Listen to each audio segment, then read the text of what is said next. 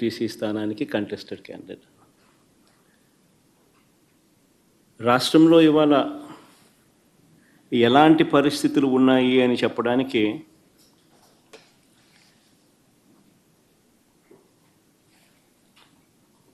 నిజంగా ఈ రెండు ఎలక్షన్లు ఒక ఉదాహరణ. అసలు మొట్టమొదటిసారిగా బహుశా రాష్ట్ర చరిత్రలో ఎప్పుడు జరిగి ఉండదేమో బూతుల్లో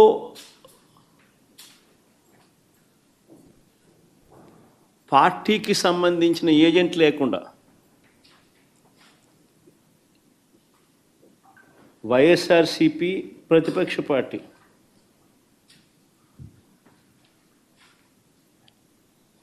పులివెందుల రూరల్లో జరిగిన జెడ్పీటీసీ స్థానానికి జరిగిన ఎన్నికల్లో 15 బూతుల్లో ఉన్న 15 బూతులకు ఎన్నిక జరిగి రూరల్ మండలంలో 10,600 ఓట్లకు సంబంధించిన ఎన్నిక. ఆశ్చర్యం ఏమిటంటే బూతుల్లో వైఎస్ఆర్సీపీ ఏజెంట్ లేడు. వైఎస్ఆర్సీపీకి సంబంధించిన ఏజెంట్ బూత్లో కూర్చోకుండా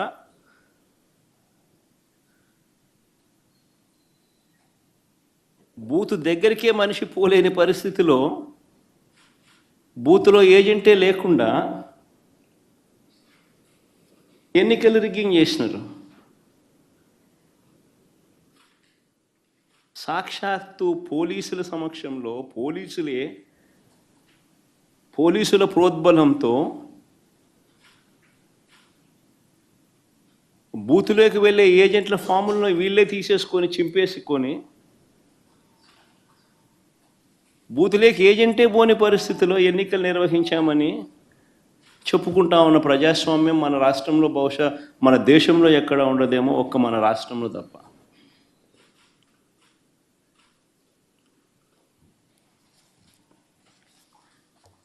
అసలు ఎన్నికల్లో బూత్ ఏజెంట్కు సంబంధించిన విధులు, బాధ్యతలు, హక్కులు ఏమిటి తెలుసా?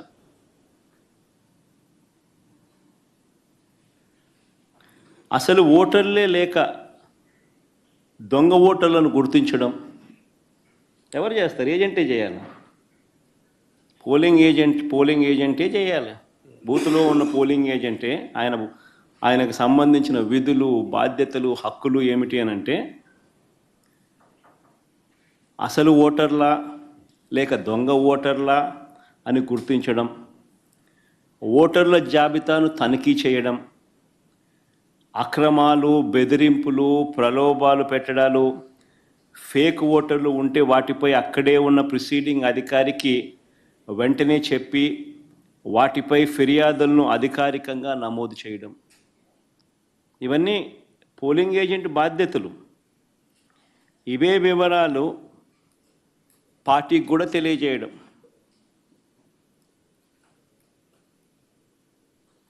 ఈ బాధ్యతలు ఉంటాయి కాబట్టి ఏజెంట్లకు హక్కులు కూడా కల్పిస్తారు. వారు ఖచ్చితంగా బూత్లో కూర్చునే హక్కు, ఓటర్ల జాబితాను తనిఖీ చేసే హక్కు, అభ్యంతరాలు తెలియజేసే హక్కు, పోలింగ్ రికార్డులను పరిశీలించే హక్కు, కౌంటింగ్ వరకు కూడా దీనికి సంబంధించిన సమాచారాన్ని పొందే హక్కు, ఇవన్నీ కూడా ఏజెంట్లకు ఉంటాయి. ఒక పోలింగ్ ఏజెంటు బూతులోకి పోతూనే ఫామ్ 12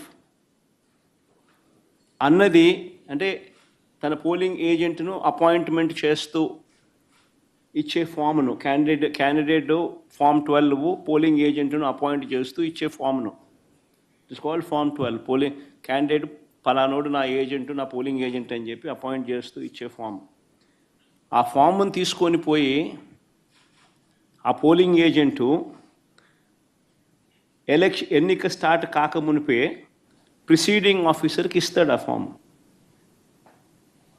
ప్రొసీజర్ అది. ఆ తర్వాతనే బూత్లో కూర్చుంటాడు. మా ఏజెంట్ల నుంచి ఈ ఫాములను నిన్న టీడీపీ వాళ్ళు పోలీసులు దగ్గరుండి లాక్కోవడము, చింపేసేయడము.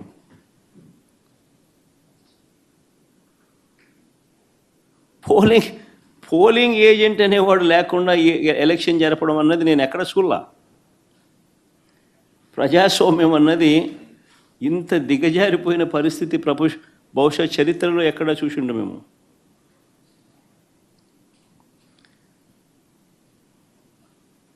ఓటర్ వచ్చి తన పేరు చెప్పిన తర్వాత, ఓటర్ మామూలుగా ఎన్నికల్లో పోలింగ్ రూమ్లోకి వచ్చిన తర్వాత యూజువలీ ఆ ఓటరు తన పేరు చెప్తాడు గట్టిగా. చెప్పిన తర్వాత పోలింగ్ ఆఫీసర్ రిజిస్టర్లో తన వేలిముద్ర కానీ తన సంతకం కానీ తీసుకుంటాడు. ఆ ఓటర్కు సంబంధించిన సమాచారాన్ని తాను పోలింగ్ ఆఫీసర్ ఆ రిజిస్టర్లో వేలిముద్ర అన్నా, ఓటర్ వేలిముద్ర లేదా సంతకం అన్నా తీసుకుంటాడు రిజిస్టర్లో. ఈ రిజిస్టర్ నింపేది పోలింగ్ ఆఫీసర్, కానీ తనిఖీ చేసేది ఏజెంట్. అవసరమైతే తాను అభ్యంతరం చెప్తాడు. ఇది ప్రొసీజర్. పోలింగ్ ముగిసిన